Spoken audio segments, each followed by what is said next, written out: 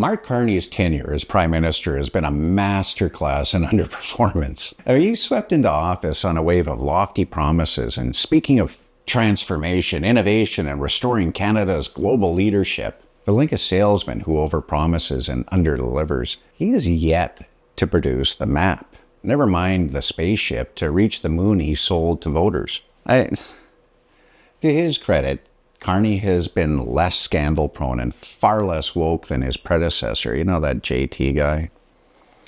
That's not saying much, though. But it's something.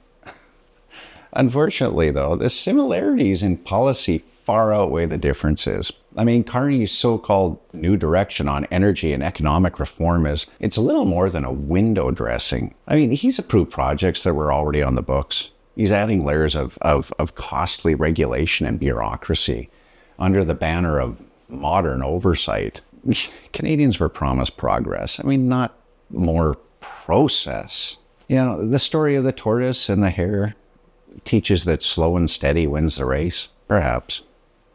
That's how Carney sees his energy strategy.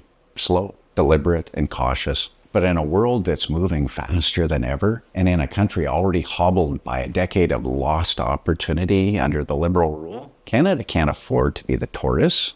We've got to be the damn hare.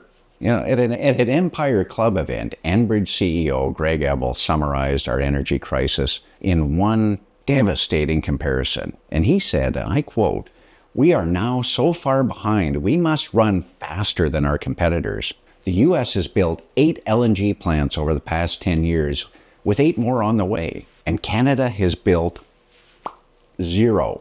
There's $1 trillion in GDP on the table if we build by 2030. That's not just a missed opportunity, it's economic malpractice.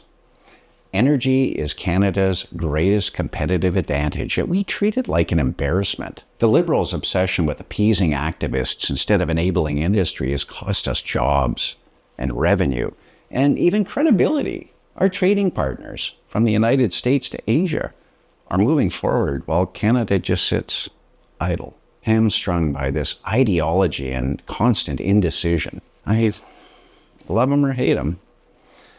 Donald Trump knows how to close deals. I mean, on his recent Asian trip, he came home with new agreements signed in Malaysia, South Korea, Cambodia, and even China. Meanwhile, Carney's own trip to the region was more of a sales pitch, long on, talk and just short on action. And Canada can't build credibility abroad when it refuses to unlock its own potential here at home. Until Carney lifts the West Coast tanker ban, which effectively blocks global access to ports like Prince Rupert and Kitimat. Both are capable of hosting the world's largest vessels and free of ice year-round. His dream of turning Canada into an energy superpower, that remains fiction. And it's now in question after the Liberals, NDP, and Bloc rejected the pipeline through an open vote in Parliament. And you can't lead an energy renaissance while strangling the industry with your own regulations and more party points. I mean, even now, the Liberal budget has passed, and with it, Carney has bought himself more time. But Canadians shouldn't confuse survival in Parliament with success in leadership.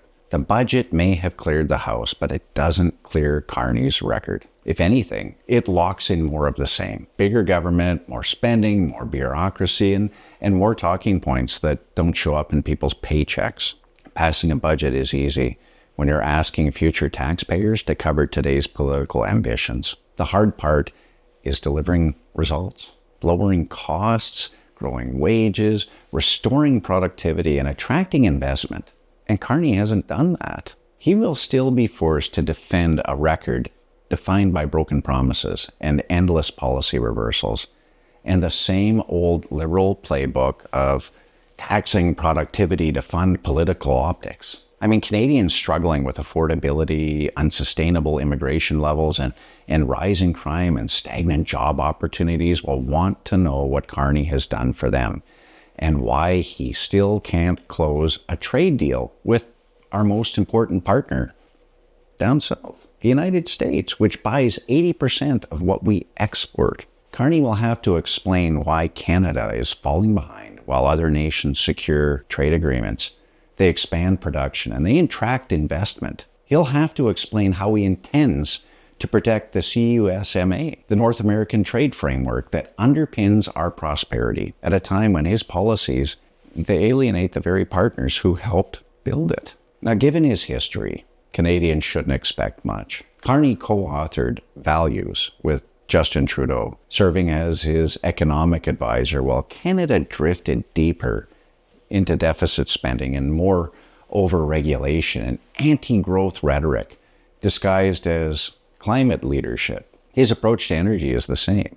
It's vague targets, political spin, and no tangible results so far. You know what? After years of watching the Liberals promise everything and deliver virtually nothing, Canadians have had enough of symbolic leadership. The economy doesn't run on speeches or virtue signals. It runs on pipelines and infrastructure, trade, and creating more jobs. So Mark Carney may be polished and articulate, but he's not what Canada needs. The country is crying out for leadership that believes in development, more competitiveness, and greater opportunities, not another caretaker of decline. So yes, in my opinion, it's time to fire Mark Carney.